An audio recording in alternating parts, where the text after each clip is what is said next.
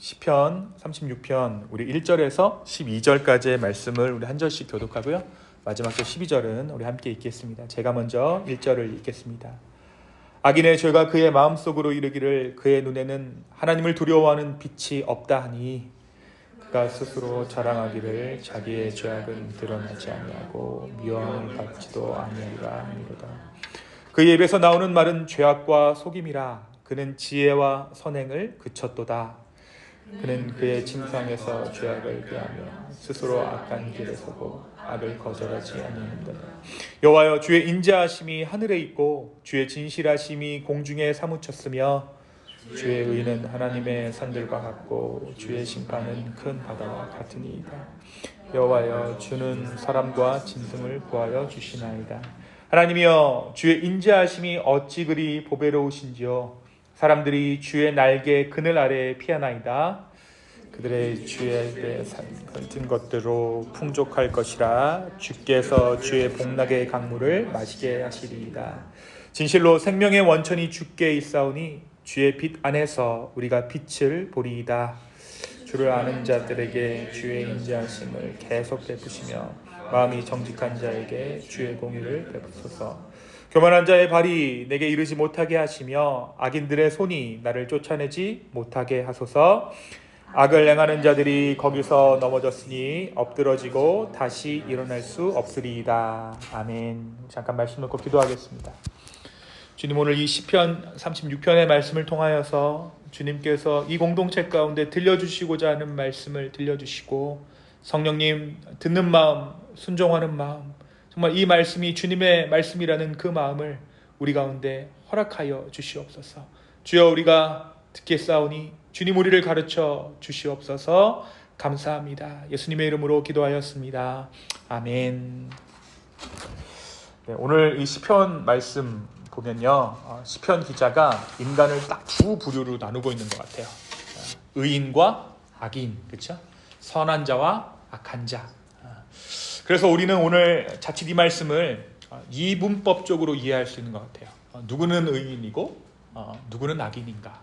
나는 의인인가? 나는 악인인가? 이런 생각들을 자연스럽게 하게 되는 것 같습니다.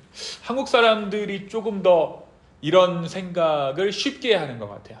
그러니까 분단된 조국이라는 현실을 갖다 보니까 이쪽이 의인이면 좀 나보고 악인이라는 거야? 저쪽을 악인이라 그러면 나는 그러면 의인이라는 거네. 쉽게 어떻게 보면 좀 이분법적으로 생각하는 사고방식의 습관들이 조금 있습니다. 그래서 굳이 내가 저 사람을 욕하지 않았는데도 불구하고 내 칭찬을 막 하다 보면 저 사람 욕이 되고요. 저 사람 칭찬을 막 하다 보면 내 스스로는 좀 이렇게 초라해지게 여기게 되는 그러한 성향들이 우리 안에 있는 것 같아요. 근데 여러분, 이 시편은요, 우리 마음 안에 동시에 존재하는 두 세계의 긴장을 정직하게 드러내고 있는 시예요. 그러니까 우리의 마음 가운데, 우리의 내면 안에 두 세계가 있다라는 거예요. 한편에는 하나님 없이 스스로를 기준 삼고 살아가려는 자아가 있고, 다른 한편에는 하나님의 인자 아래로 돌아가고자 하는 영혼의 갈망이 있습니다. 그래서 우리가 우리 지난번에 기도 제목으로 우리 현희자매님 나누신 것 같은데, 하나님의 뜻이 무엇인지 좀 알고 싶습니다. 내 욕망을 조금 가라앉히고 주님의 뜻이 무엇인지 좀 알고 싶어요. 이런 기도 제목들이 나오는 이유가 우리 안에 이 두 세계가 존재하기 때문이에요. 이게 나이의 적고 많음을 넘어서서 인간이기에 우리가 이 두 세계가 있다는 것을 인지합니다. 근데 한 가지 감사한 거는요, 크리스찬들은 이 두 세계가 있다는 것을 인정하지만 세상 가운데 있는 사람들은 이 두 세계가 있다는 것을 쉽게 알아채지 못해요. 그런데 그들도 동일하게 그들이 예수 그리스도를 주로 인정하든 안 하든 그들의 마음 가운데는 이 두 세계가 끊임없이 긴장 상태로 존재하고 있습니다. 하나님 없이 스스로를 기준 삼고 살아가려는 자아와 하나님의 인자 아래로 돌아가고자 하는 영혼의 갈망, 이 두 세계가 매일 충돌한다는 거죠. 이 두 질서는 명백히 나눠져 있지만 놀랍게도 우리 한 사람의 내면 안에서 늘 공존하고 충돌합니다. 그래서 오늘 우리가 나누는 이 시편 36편의 시편 기자는 그 사실을 분명하게 인식하고 있는 것 같아요. 그래서 그는 단순히 악인은 세상에 있다, 세상에 있는 사람들이 악인입니다 라고 딱 잘라 말하지 않습니다. 우리 모두의 마음 안에 하나님을 부인하려는 충동과 하나님께 기대고자 하는 신앙의 갈망이 함께 존재한다는 사실을 고백하고 있는 것입니다. 그래서 1절부터 4절까지는 어떤 마음입니까? 한쪽에서는 하나님을 두려워하지 않고 스스로를 속이며 살아가는 자의 모습이 그려져 있고요. 5절부터 9절까지의 말씀은 하나님의 인자와 의로우심 아래 숨을 돌리는 자의 고백이 담겨져 있는 거예요. 이것은 두 부류의 사람이 아니라 하나의 존재 안에 바로 내 안에 공존하는 두 현실이라고도 볼 수 있을 것 같아요. 오늘을 살아가는 우리는 뭐가 중요합니까? 자유가 중요하죠. 자율성이 굉장히 큰 가치라고 얘기들을 해요. 자기 통제를 가장 큰 가치로 여기는 시대 가운데 살고 있습니다. 그래서 어떻습니까? 저녁 6시가 되면 난 아무것도 먹지 않아. 그렇죠? 나를 통제하는 거예요. 그리고 그걸 넘어서면 나의 자제력이 부족해서 나는 실패했어 오늘 저녁에. 이렇게 자기 스스로를 비하하기도 하죠. 이것을 조금 더 심오한 단계로 좀 발전시켜보면 나는 내가 누구인지 내 스스로 정의 내리는 것이 나야 라는 거예요. 자율성이 중요하다는 것은 내가 누구인지 내가 정의할 수 있어. 그리고 그게 진정한 내 모습이야 라고 말하는 것이 자율성의 끝판왕입니다. 나는 내가 옳다고 믿는 방식대로 살아간다. 일견 의미 있는 말들이고 가치 있는 말들입니다. 하지만 이러한 내면의 목소리에 함정이 있어요. 바로 끊임없이 우리를 하나님 없는 삶으로 끌어당긴다는 거예요. 이 말은 바뀌어야 합니다. 어떻게 바뀌어야 합니까? 하나님 안에서 우리는 누구인지 정의됩니다. 하나님 안에서, 주님 안에서, 예수 그리스도 안에서, 복음 안에서 우리는 우리가 누구인지 비로소 알 수 있습니다. 나는 나의 생각을 내려놓고 주님께서 올바르다, 주님께서 옳다 하는 말씀하시는 그 길로 가는 것이 내 삶의 기쁨입니다. 주님께서 옳다라고 말씀하시는 그 방향으로 나의 삶을 옮기려고 나는 지금 애를 쓰고 있습니다. 주 안에서 나를 규정하는 것은 속박이 아니라 오히려 진정한 자유이며 주님께서 올바르다라고 말씀하시는 그 길로 가는 것이 나에게는 진정한 기쁨이 됩니다. 여러분, 그래서 크리스찬들은 어떠한 삶을 살아가냐면 묶여있는 것 같으나 세상에서 가장 자유로운 삶을 사는 것이 크리스찬이에요. 세상 사람들은 어떻습니까? 반대로 가장 자유로워 보이지만 여러 가지 속박 가운데 사는 것이 그들의 삶이에요. 어떤 것이 그들의 속박이 됩니까? 돈과 시간이죠. 현대에게는 돈과 시간이에요. 자유로워 보이지만, 자유가 그들 가운데 주어진 것처럼 보이지만 결국 돈의 속박, 시간의 속박에 따라 얽매여 사는 것이 결국 때로의 우리 모습이고, 또 어떻습니까? 우리가 진정으로 자유를 느끼는 순간이 언제입니까? 우리가 주님 안에 있다라는 것을 깨닫는 순간 우리가 자유케 되잖아요. 주님이 나에게 이러한 구원을 주셨구나. 여러분, 그런데요, 늘 그렇듯 우리의 현실은 그리 단순하지 않습니다. 정직하게 말하면요, 악인의 방식으로 살아가는 것이, 내 안에서 악인의 모드를 발동시켜서 살아가는 것이 더 매력적으로 보일 때가 많은 것 같아요. 다시 말해, 하나님 없이 살아가는 것이 더 유익해 보이고 오히려 그런 방식이 더 잘 살고 있다는 착각과 만족을 줄 때가 있습니다. 내 이미지를 유지하려고 애쓰고 나의 가치와 의미를 증명하려는 노력이 그리 나쁘게만 느껴지지 않기 때문입니다. 더 정확히는 모두들 그렇게 살아가고 있습니다. 오히려 그런 삶이 이 세상에서는 지혜롭고 능숙한 대처인 것처럼 보입니다. 현대인처럼 살아가는, 현대인답게 살아가는 괜찮은 방식처럼, 합리적인 크리스찬처럼 보이기도 한다라는 거예요. 그런데 조용히 들여다보면 그 모든 능숙함 뒤에는 쉼없는 긴장과 나를 설득해야 하는 피로감이 존재해요. 스스로를 책임져야 되고 스스로를 증명해야 되고 결국 자신을 스스로 구원해야만 하는 내면의 독백 속에 갇히게 된다라는 거예요. 그렇다면 내면의 독백이란 무엇입니까? 오늘 말씀이 우리에게 그 예를 들려주고 있습니다. 오늘 말씀 2절의 말씀이에요. 자, 2절 한번 다 같이 읽겠습니다. 함께 읽습니다. 시작. 그가 스스로 자랑하기를 자기의 죄악은 드러나지 아니하고 미워함을 받지도 아니하리라 함이로다. 이 말씀을 요즘 우리의 언어로 풀자면 이런 거죠. 괜찮아. 이 정도면 충분히 잘한 거지. 남들보다는 낫잖아. 그래도 나는 내 방식대로 정직하게 살아가고 있어. 우리는 죄인이기도 하면서 또한 그리스도로 말미암은 의인이기도 합니다. 사실 악인이라고 말하는 이 시편 36편의 2절에서 말하는 자기를 기만하는 자는 한편 우리의 모습이기도 한 거예요. 그래서 우리는 늘 이런 말들을 하죠. 괜찮아. 이 정도면 충분히 잘한 거야. 남들보다는 낫잖아. 그래도 나는 내 방식대로 정직하게 살고 있어. 를 주문처럼 외우고 자기 암시를 하는 거예요. 심지어 교회에서의 설교들도 이런 식의 설교들, 나의 마음에 위로를 주는 설교들을 찾아 듣고는 하죠. 하지만 결국 내 스스로 되뇌이는 이런 자기 최면의 말들은 겉으로는 자신감처럼 보이지만 사실은 쉼없는 자기 확인, 내면의 피로한 변호가 됩니다. 여러분, 만성 피로에 시달리는 현대인들 있잖아요.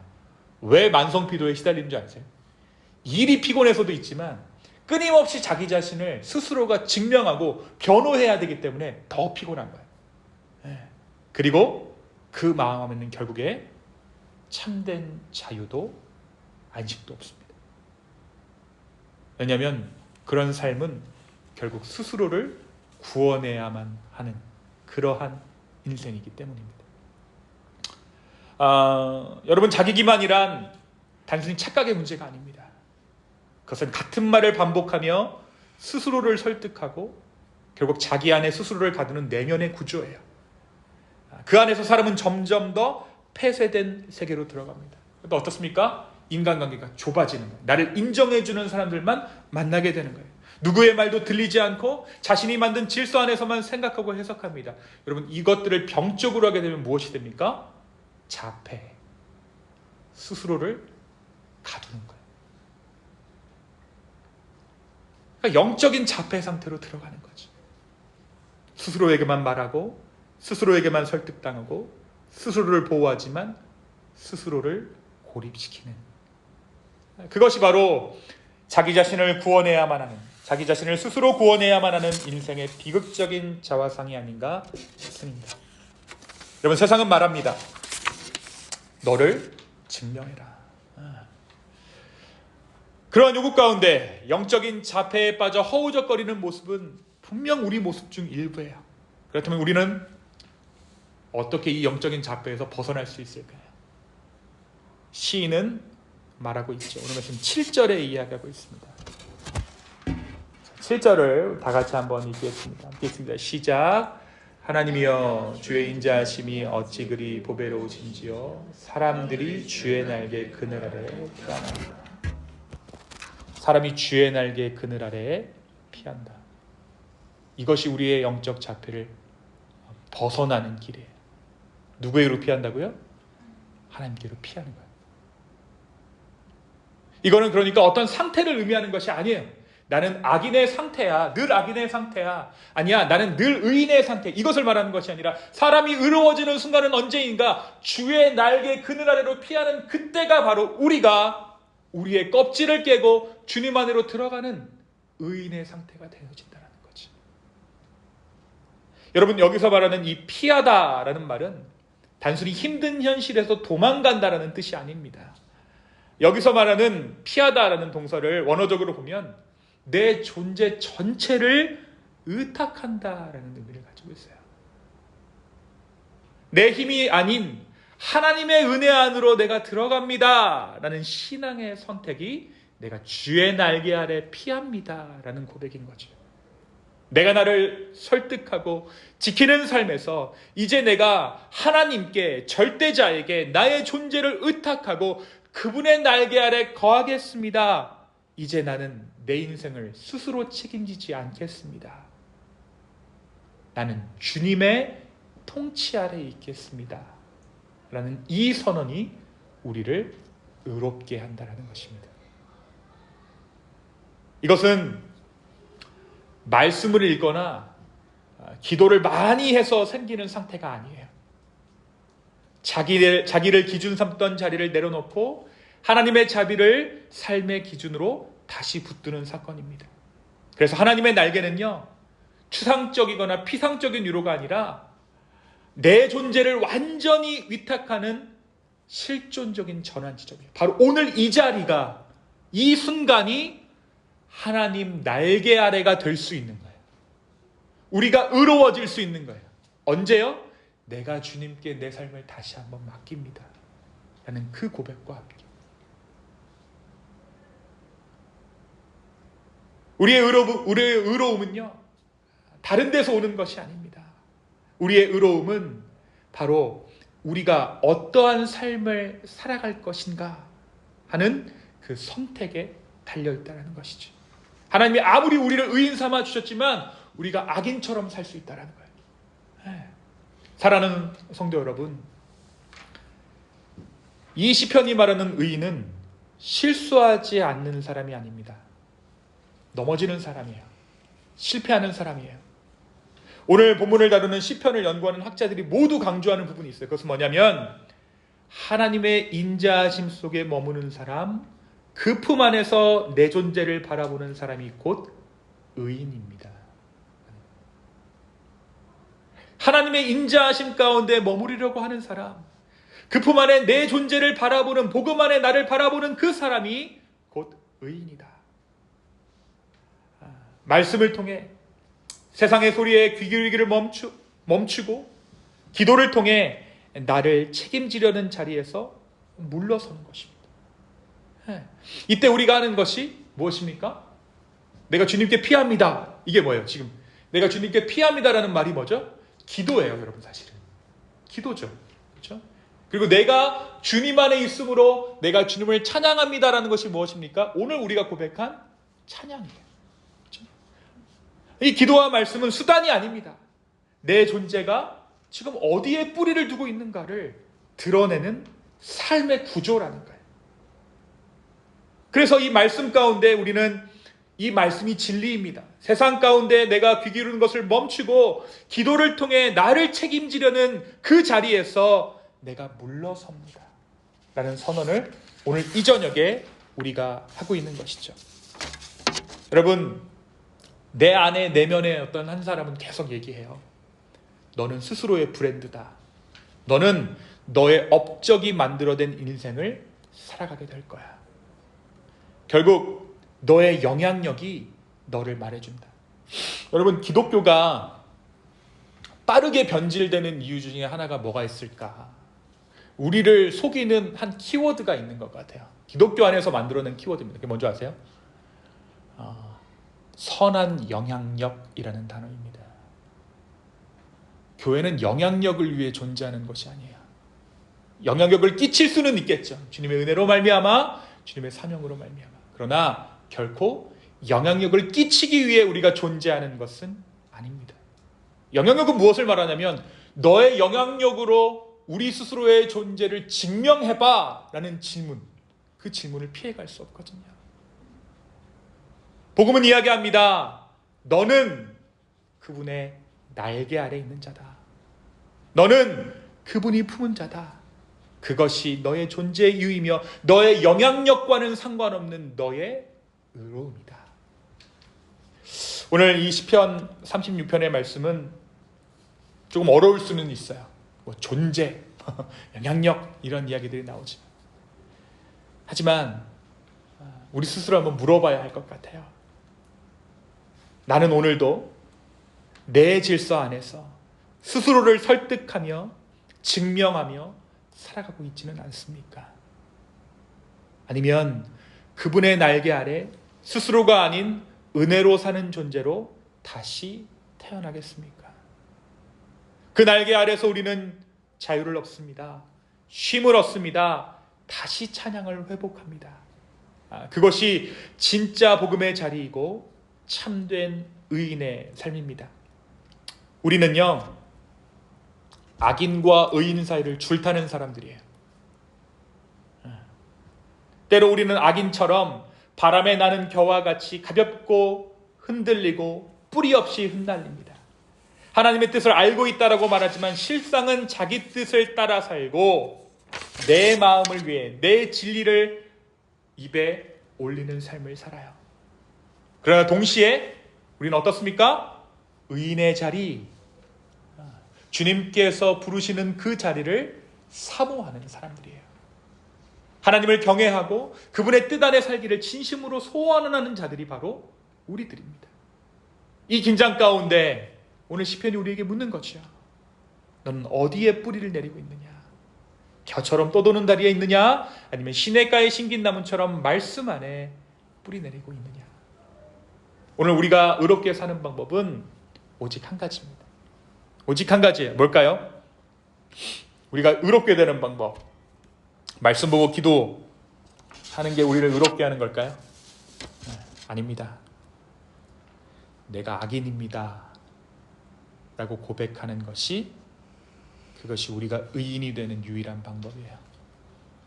바로 내가 악인됨을 고백하고 주님께서 나를 구원하셨음을 간구하며 내 영혼에 나부끼는 모든 것들이 주님이 원하시는 제자리를 찾도록 명령하는 것이 오늘 이 저녁 우리가 의인 될 수 있는 유일한 비결입니다.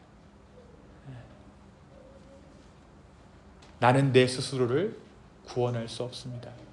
다시 말하면 내 뜻이 무엇이고 하나님의 뜻이 무엇인지 나는 구별할 수 없습니다 라고 고백하는 것이 우리의 유일한 고백이라는 것이죠. 오늘 이 저녁에 그래서 주님의 도우심을 구했으면 좋겠어요. 하나님, 내 삶이 나를 증명하려는 삶을 계속해서 살아가고 있다면 오늘 이 저녁에 주님의 날개 아래로 내가 피합니다. 주님, 나를 인도하여 주십시오. 주님, 나에게 그 복음이 주는 참된 평안이 있게 하여 주시옵소서. 그리고 내 속에 있는 것들에게 명령했으면 좋겠어요. 여러분, 성령께서 우리 가운데 오시면 어떤 일이 일어나냐면 주님께서 질서 잡아주세요. 주님께서 우리의 삶을 질서 잡아주십니다. 내가 질서 잡을 수 없는 거예요. 그래서 어떻습니까? 오늘 이 저녁에 명령하는 거예요. 성령님, 내 삶에 제자리를 찾지 못한 혼돈의 것들이 있다면 성령님 명령하셔서 제자리를 찾게 하여 주십시오. 그리하여서 내 삶이 다시 한번 주의 날개 아래 거하는 삶 되게 하여 주십시오 라고 고백할 수 있는 저와 여러분 되기를 예수님의 이름으로 축원합니다. 이 시간 잠깐 기도하겠습니다. 하나님, 오늘 이 저녁에 우리가 시편 36편의 말씀과 함께 고백하는 것은 내가 참으로 악한 자라는 고백입니다. 그래서 주님께 도움을 구합니다. 주여, 우리를 구원하여 주시고 우리를 붙잡아 주십시오. 오늘 이 저녁에 내 인생을 붙잡아 주시고 주님께서 인도하시는 그 삶을 따라 살아가는 그러한 자들로, 의로운 자들로 거듭나는 이 저녁 되게 하여 주시옵소서. 감사합니다. 이 모든 말씀 예수님의 이름으로 기도했습니다. 아멘. 우리 시간 함께